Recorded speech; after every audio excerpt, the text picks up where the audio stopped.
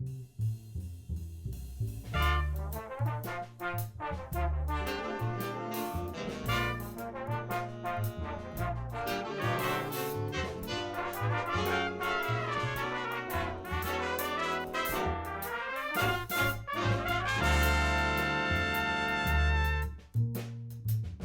Thursday morning, everybody.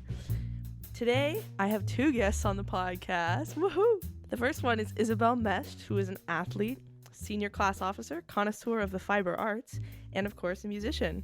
I first met Isabel doing the middle school musical in 7th grade. Not only does she play the violin, she also sings and has in the last few years begun her journey on the clarinet. Isabel is also an active participant in theater, having worked backstage in the tech booth and on stage as a performer for our high school shows.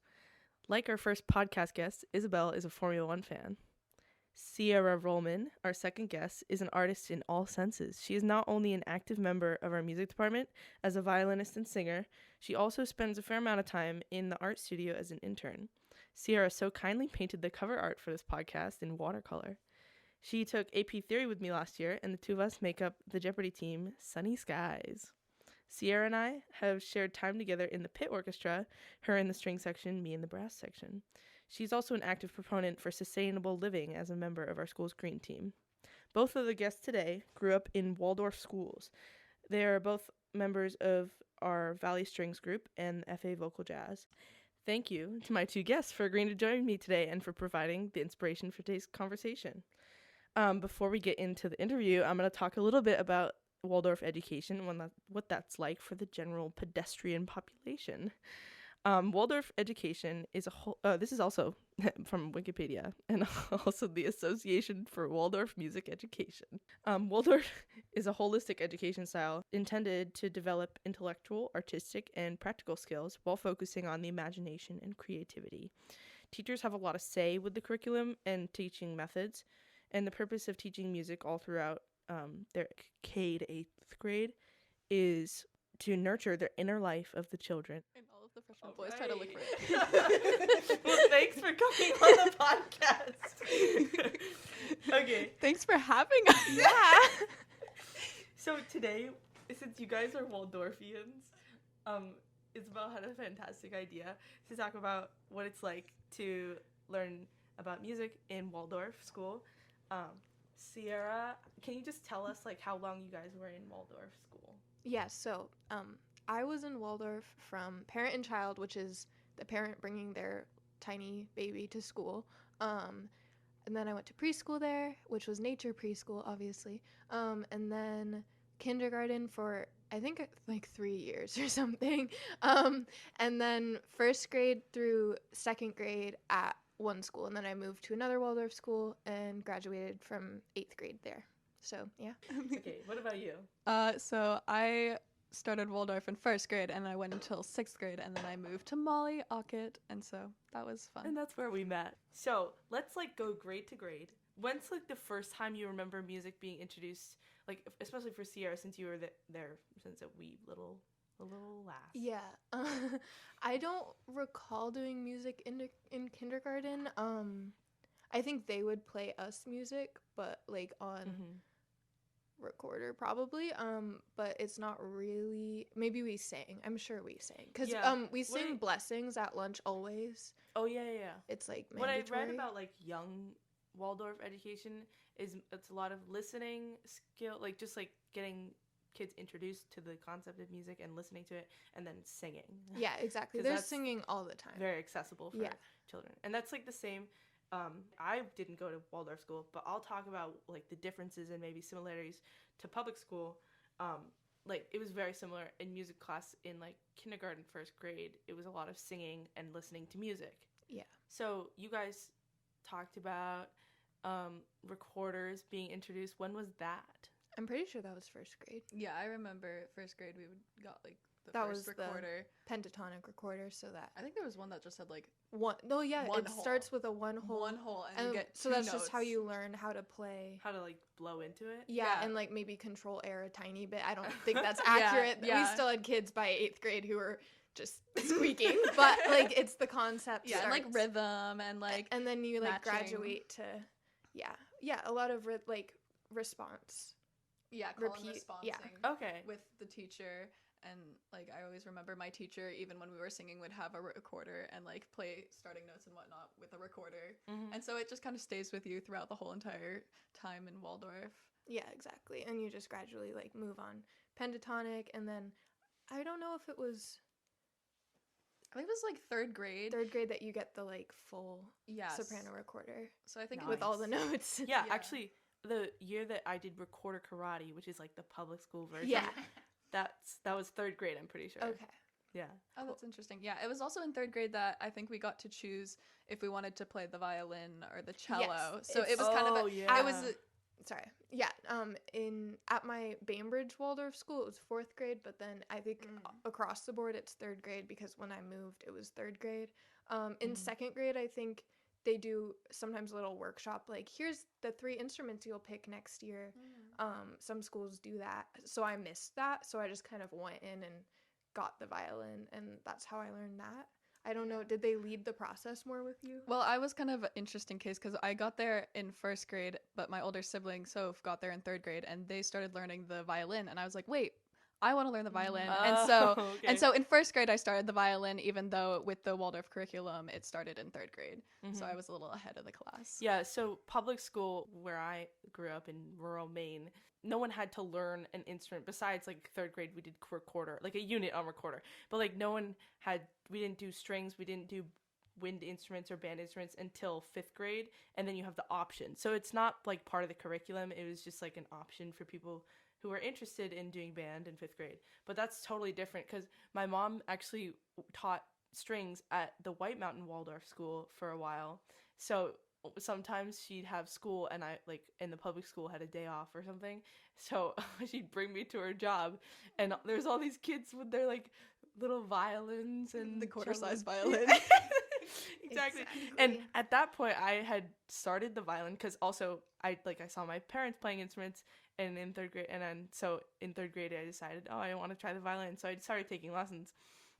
And then I'd accompany my mom to her Waldorf strings class, and it was like kind of chaotic. Oh, 100%. Because all these children, and there's string instruments especially. I feel like that's an interesting instrument to choose for kids that age, because string instruments, there's so much to think about, especially for beginners and kids.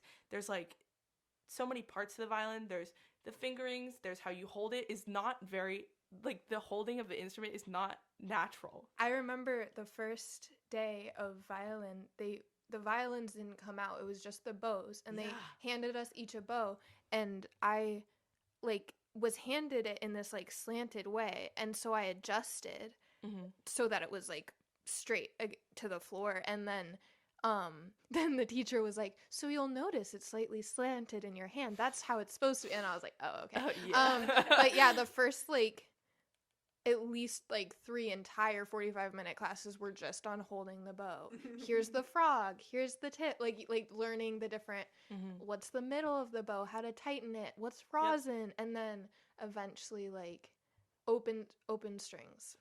Open strings for so long. With the kids I'm working with now, like in my lessons, they're both beginners. Even when we do have the violin in our hand and playing notes, if we're doing a new melody, I'll have them just do pizzicato first. Eliminate the bow entirely, because there's so much to think about.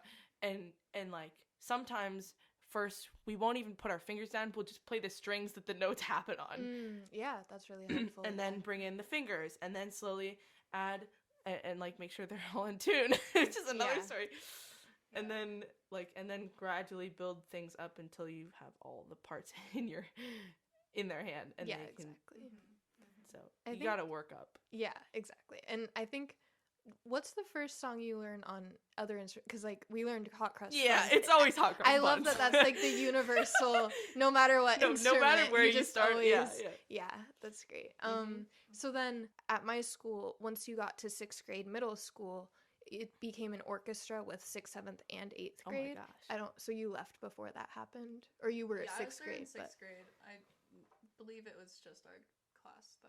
But we also, like, art class did combine with another grade. So, like, which happens a lot in Waldorf because there's not that many people. And so, Yeah, I remember like, the classes my grades- mom was teaching was like 5th and 6th. Exactly, or 3rd and 4th. exactly. Yeah. So we had that. And so I guess you could kind of say it was an orchestra Yeah. of sorts of different grades. With orchestra, it was we'd go to the Great Hall, we like set up, like it was more like what you see in band, like it was more Right. official, which is not normal for Waldorf, you know. That's and then interesting. it was like learning how to play together as sections and then listen to the other part Yeah. across. It was a lot more Ensemble a better work. experience, I think, Yeah. than just like learning in the classroom. That's But it was good to work up to that point for sure, rather than starting that way. Yeah. Yeah. Yeah.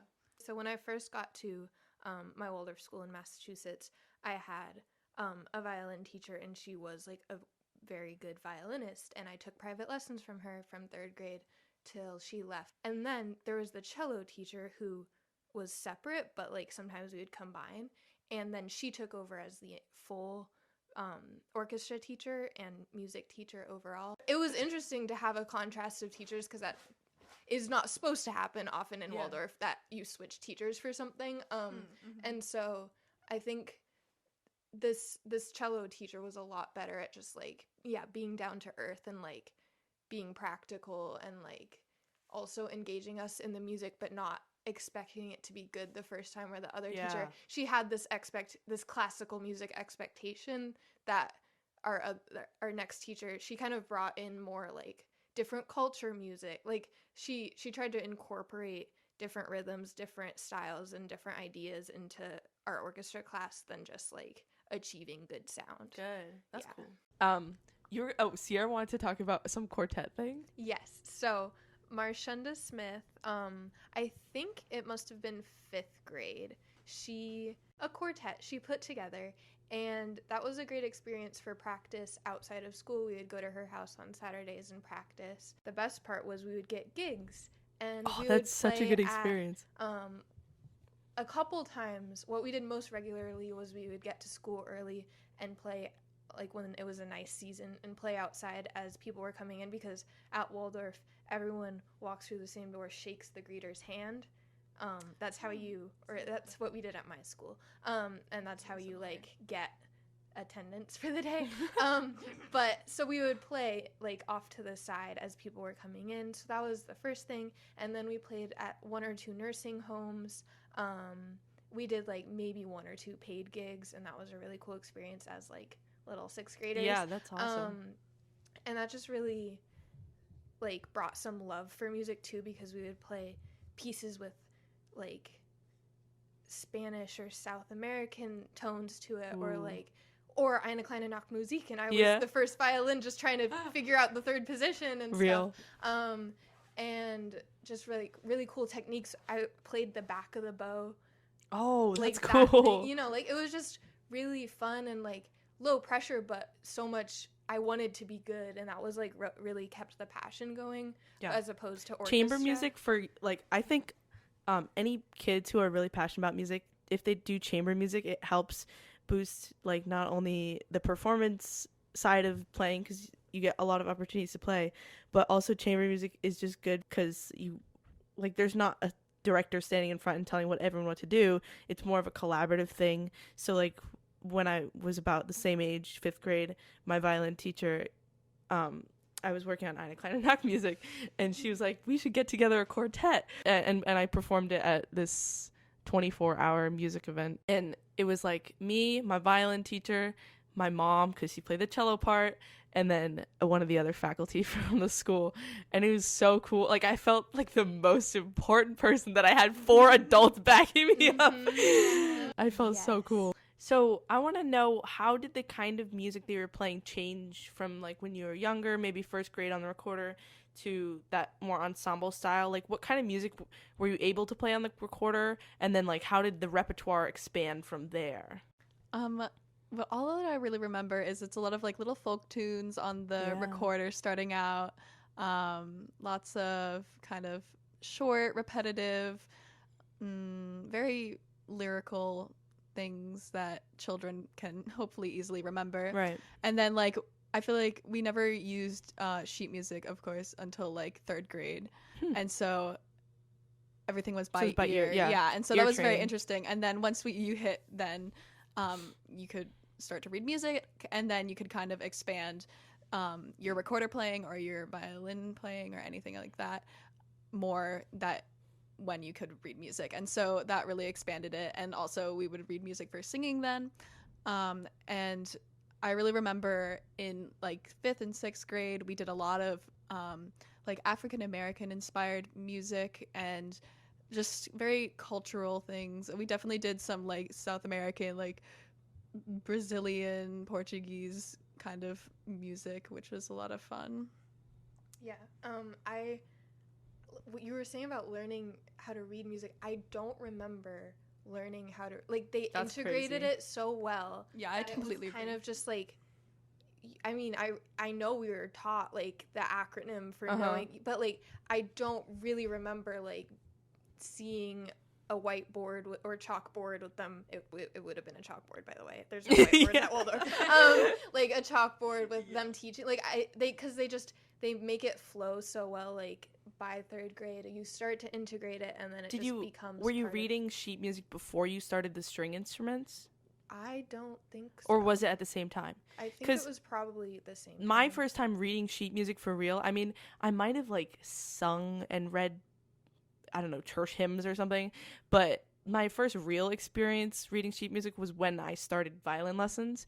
Yeah. And this is a great segue for what we're going to talk about next. Isabel mentioned like her experience reading sheet music on violin, and then when she switched to a different instrument, what she realized about how she learned. Yeah. So basically, it was a big change for me. So like I had always played the violin. I didn't really play any other instruments, but then last year, junior year, I was part of instrumental techniques, and I decided to learn the clarinet with the support of Michael Sikash. woohoo! And so when I started playing that, of course, it's so different from the violin. The violin, you don't use your air. You use you both can your breathe arms. whenever. I know, you can breathe whatever you want. You don't need to use your mouth and like have embouchure or anything like that. And so it's very different. And so I remember when I first started, I like got a reed and I was like, I didn't even know reeds were on these things. And so that was probably very interesting. But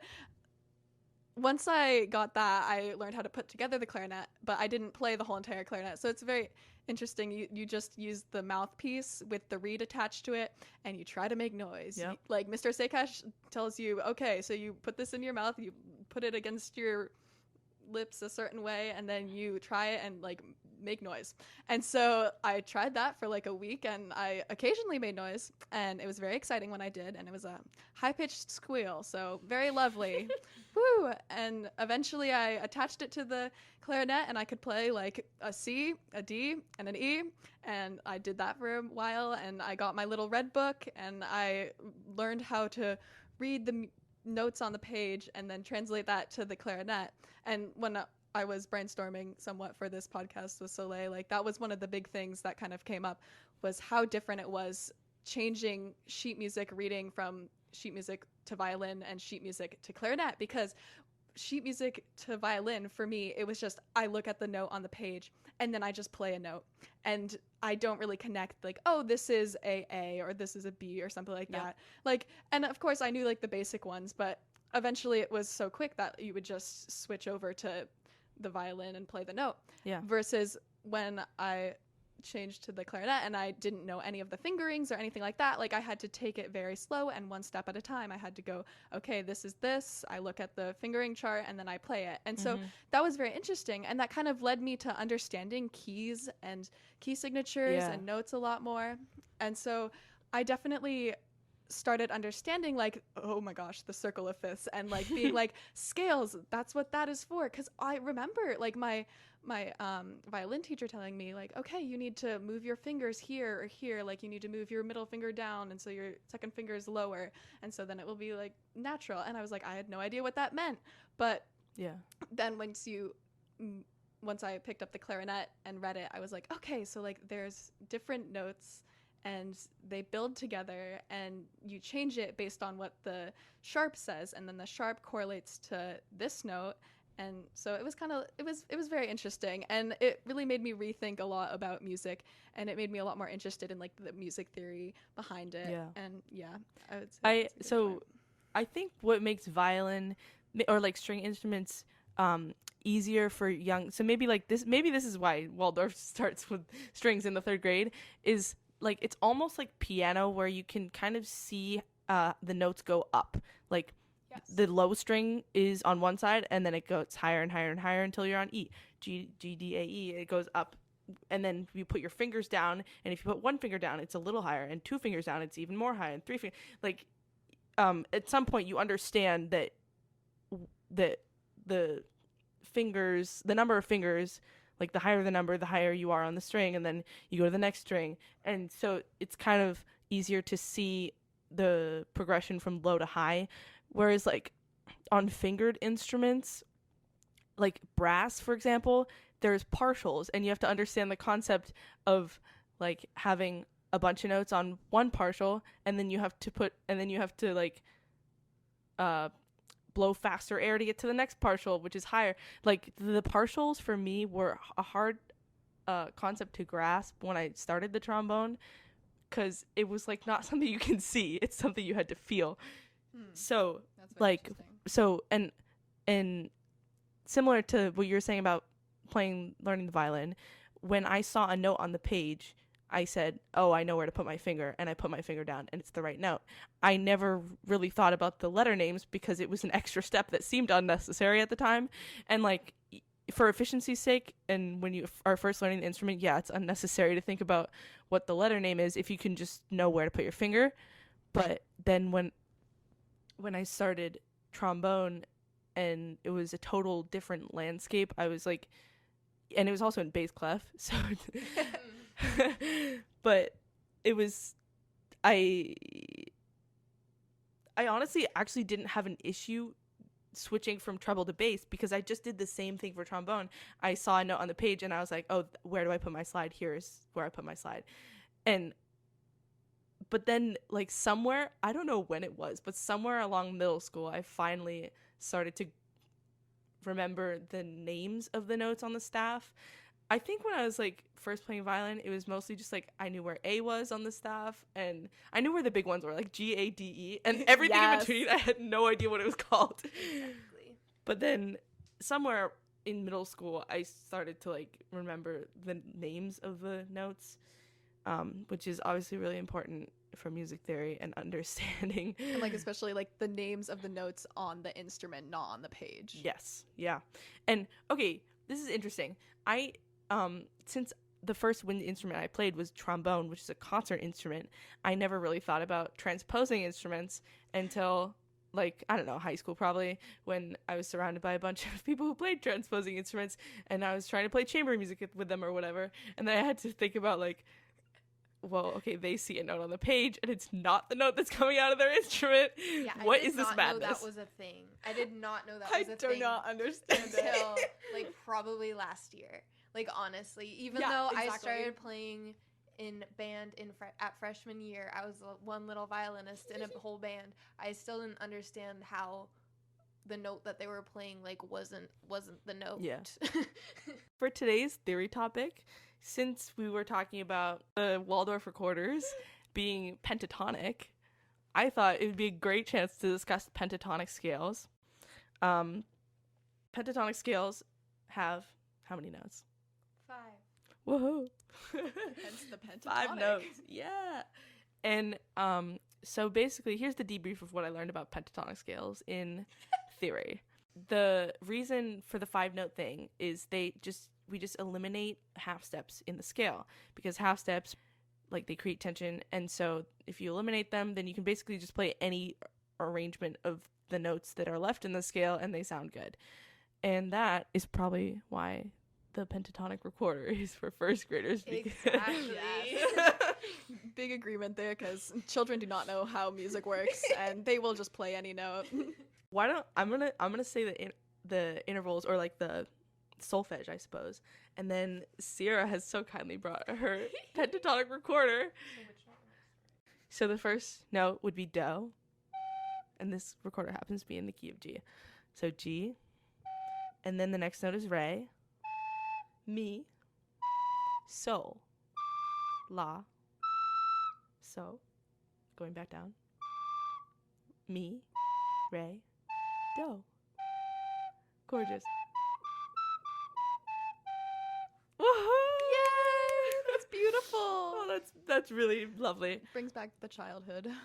For people who cannot see, since this is a podcast, the pentatonic recorder is like a piece of wood, and it has very smooth little chunks taken out of it, I guess.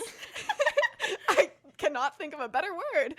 And there's like places that are filled in where there should be holes. And so it's very interesting. And then you compare it with this plastic black and white recorder, which is also very aesthetic, but it has so many more holes in it, and it looks much fancier. And so let's give it a try with the minor pentatonic. Minor pentatonic scales also have 5 notes. Oh surprise, my gosh. surprise. This scale is used in jazz a lot. It includes, it's used on like a minor 7 chord because it includes the root, a flat third, the fifth, and a flat 7, which are the notes of a minor 7 chord. So this scale is used a lot in jazz improv when we do that in big band jazz combos, whatnot. So the notes are the root, so do, minor third, which is me in solfege, the fourth, which is fa, the fifth, sol, and the flat 7, which is te. So I am coming in with a trumpet, and I'm going to play that minor pentatonic scale that we just talked about. So here is do, which in this case is going to be a concert B flat. And then the next note is me, which is a flat third. So this is concert D flat. Then it's fa. So. Te. And then do. So all together in a row, those notes sound like this. And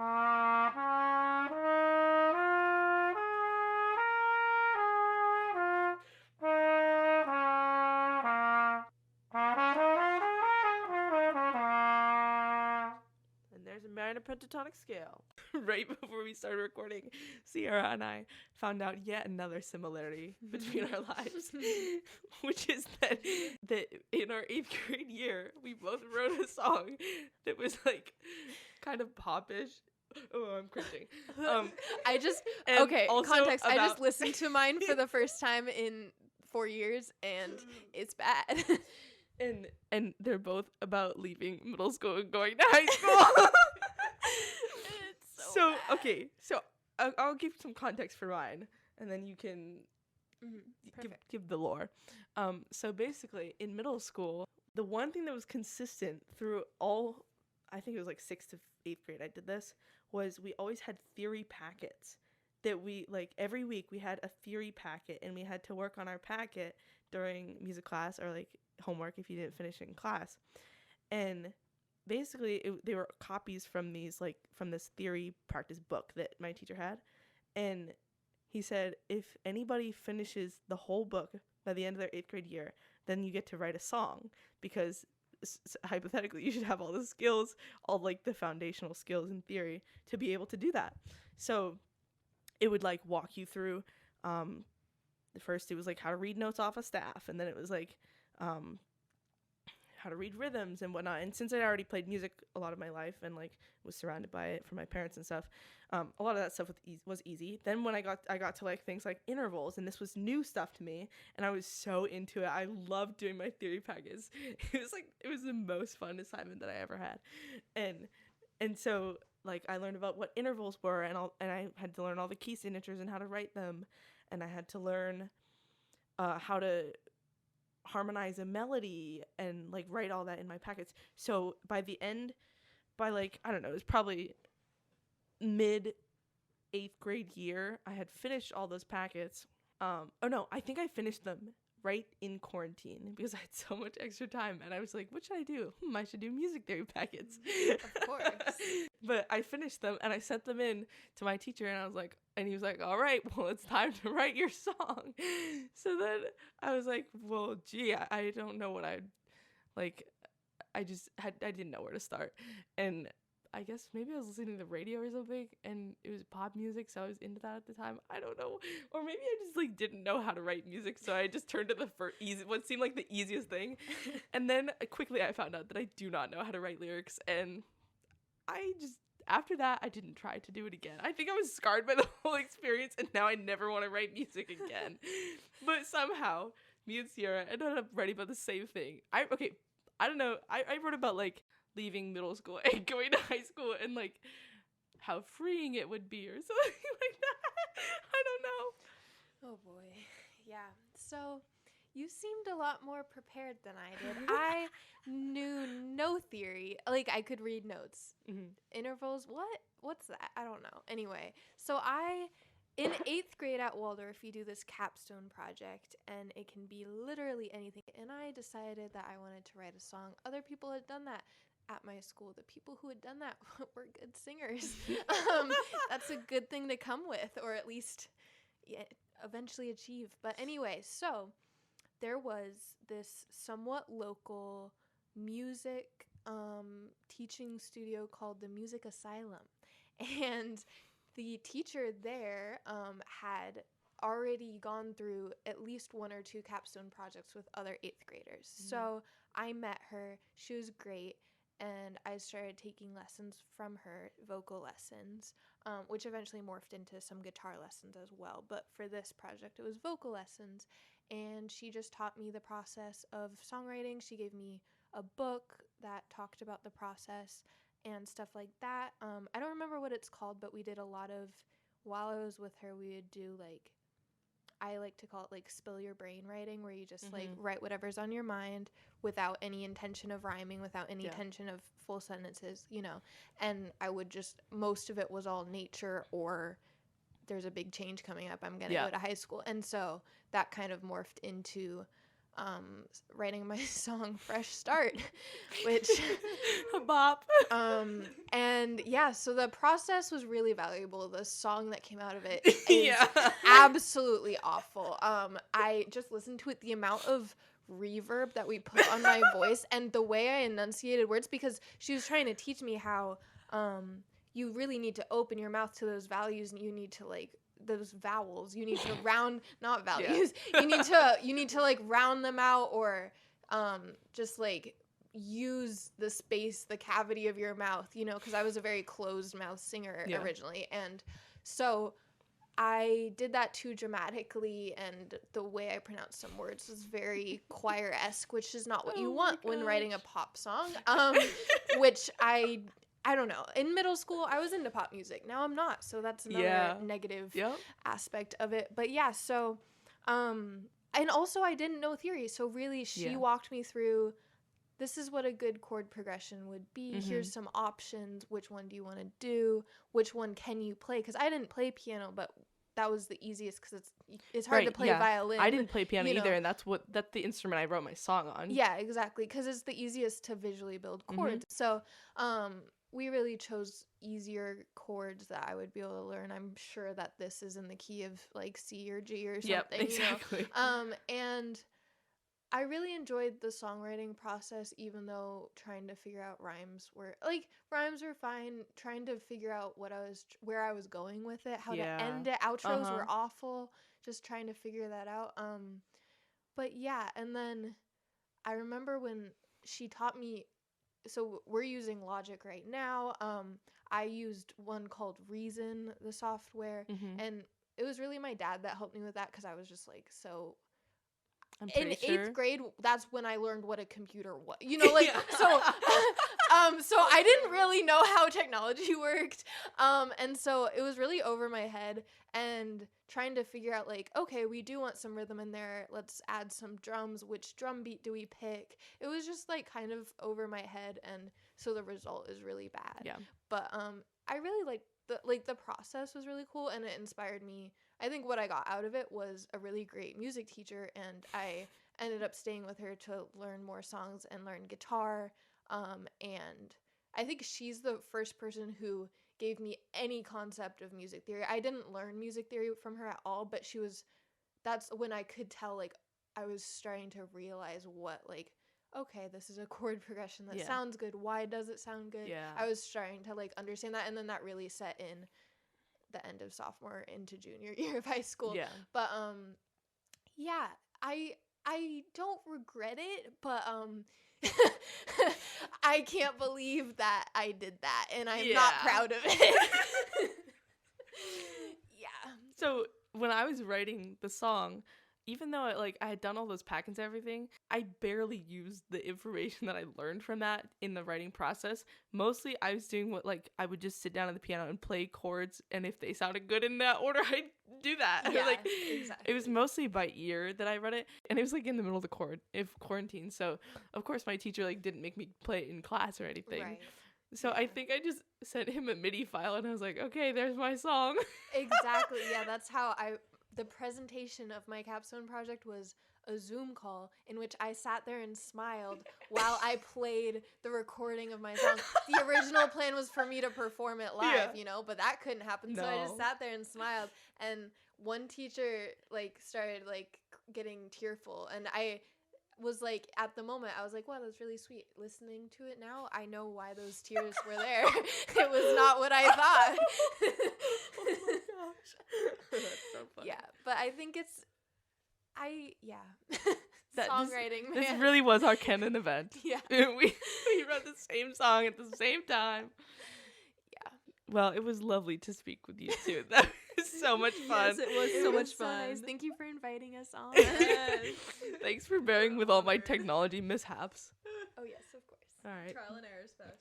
That's it. Gute Nacht. See you next Thursday, I guess. Theme music for the podcast is composed and arranged by Isaac Houghton. Musicians are Michael Sakash on saxophones, tenor and alto, Brian Lucy on baritone, saxophone, Quinn Haggerty on trumpet, me on trumpet and trombone, Ethan St. Pierre on drums, and Isaac on bass. Our cover art is painted by Sierra Rullman. Recording equipment is thanks to the FA Arts Department. Huge thanks again to Mr. Swayze for teaching me how to use this, and also, of course, shout out to my amazing theory teachers. I will be back next week for more Thursday morning fun.